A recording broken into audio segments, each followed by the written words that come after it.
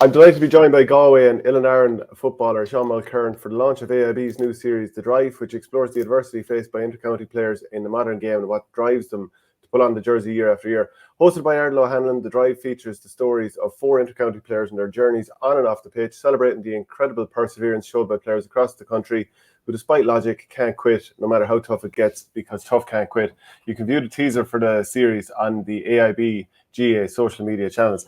Seán, great to have you on the show. I'm just thinking straight off, you got a patella injury at the start of the year. How hard is it to rehab when you're out on the Aran Islands? Do you have to come into the shore every time, or how much of a challenge has it been? I suppose it's been challenging enough, the rehab side of it, I suppose I can do it in Aran as well. So I have the bands and whatever the weights that kind of I need at the minute. So but then I'm in and out then for just physio, kind of hands-on physio work and kind of running mechanics and stuff. So so it's going good so far, so good, thankfully. Yeah, can you talk about the injury and when it happened at the start of the year, and how quickly did you know it was going to require a bit of time out? Say that again, sorry. You're just breaking up a tiny bit. Sorry. Okay, so can you just explain the injury, the nature of it, when it happened, and at what point you realised that I'm going to be out for a period of time here?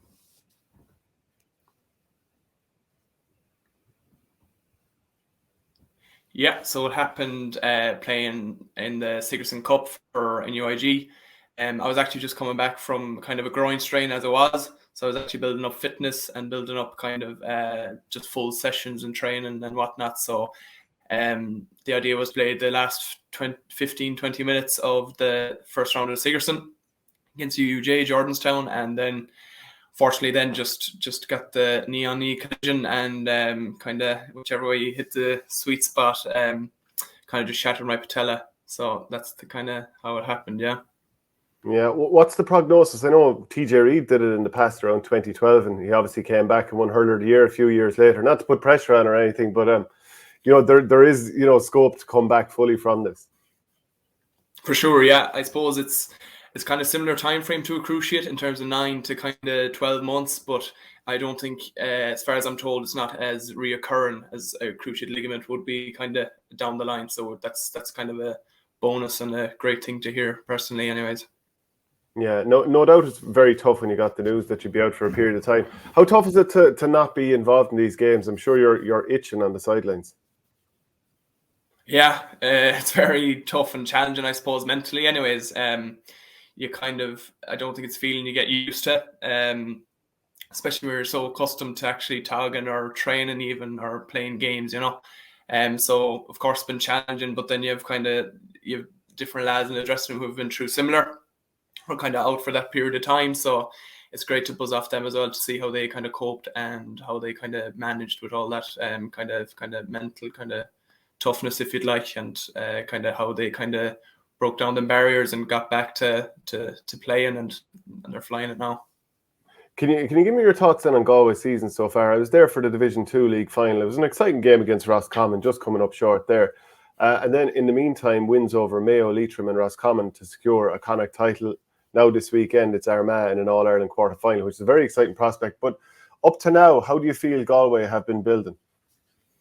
I think it's been great so far, kind of we've had a great Division 2 league campaign, I suppose, to try and kind of work out different systems and structures and what works and what doesn't work. I know we kind of fell short in the final, but I suppose with Championship just around the corner, I suppose maybe it wasn't the worst thing in the world to lose that, especially after overcoming Mayo in McHale Park.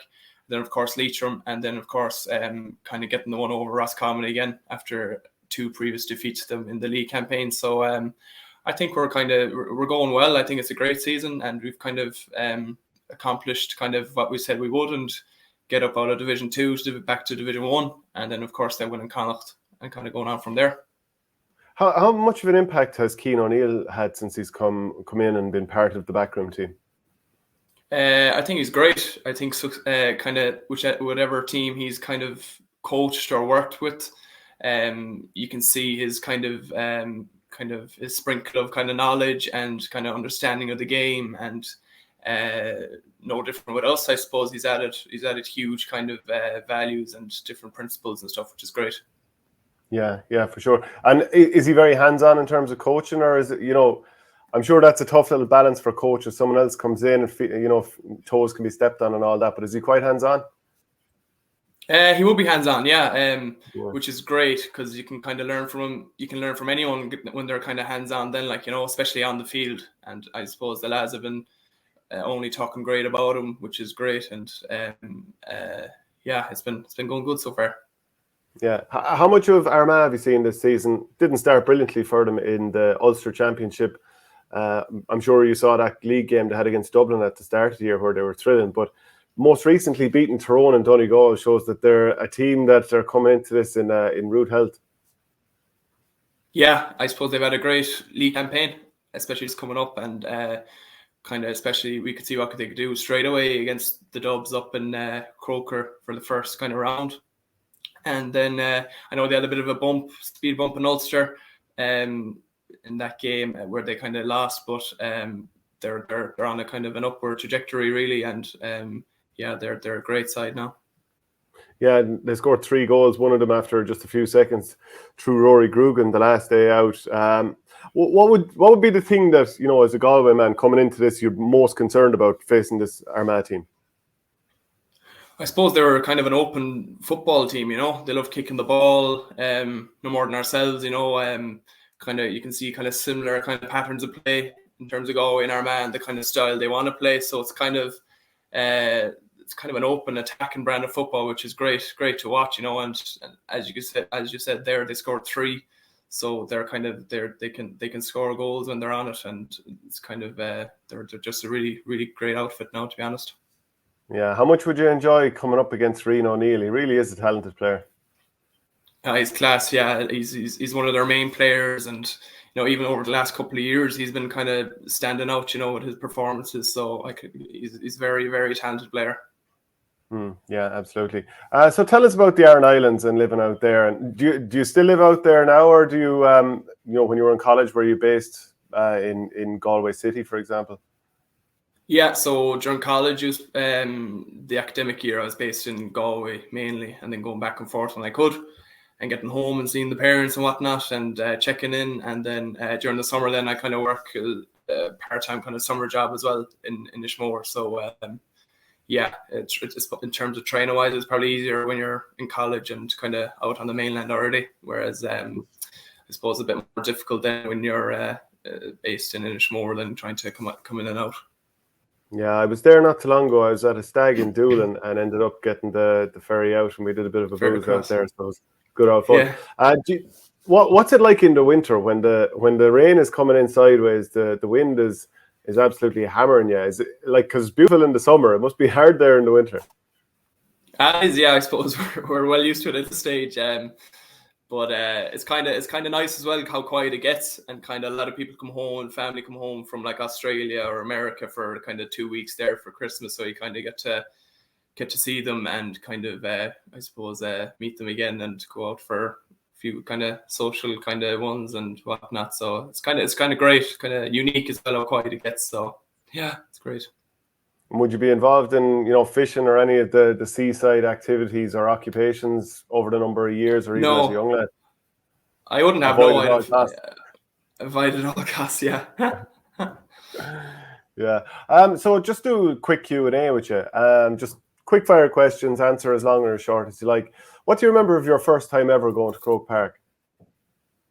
First time ever going to Croke Park. I think it was actually for a hurling game, Galway versus Kilkenny. I vaguely remember it. I was probably 6 or 7. I just remember it was a hurling, and I can't even tell you what year. And yeah. Who's your favorite player of all time? Favorite player of all time? Oh, geez, that's a toughie. But Pork Joyce is up there definitely. Even though I wouldn't have seen kind of the early kind of years of his career, but even for his latter, not at all. But he was still the man. He was, yeah. Who's been your toughest opponent ever, and why? And not somebody in Galway training. That's boring now. Yeah, I suppose it has to be David Clifford. Yeah, he's given me a few trimmings now at this stage, and he's just, I am 2-footed, quick, athletic, good under the high ball, you name it, and he's got it really. So he's definitely one of the toughest. Is he an aggressive player as well? Because you'd imagine a lot of people are giving him the treatment. I'm not saying you, but is he an aggressive sort of physical player too? I'd be physical, like as in, he's a big unit, like he's a big, tall, strong man. So he's physical, but then just his kind of, I suppose, natural talent then kind of creeps through, and it's very, very, very difficult to deal with. Yeah, no doubt. What's the team you most like to beat? This could be college, club, county, whatever you think. Oh, like to beat Kilkerran Comber. Right, okay. And keeping Shane Walsh, keep tabs on him, I suppose.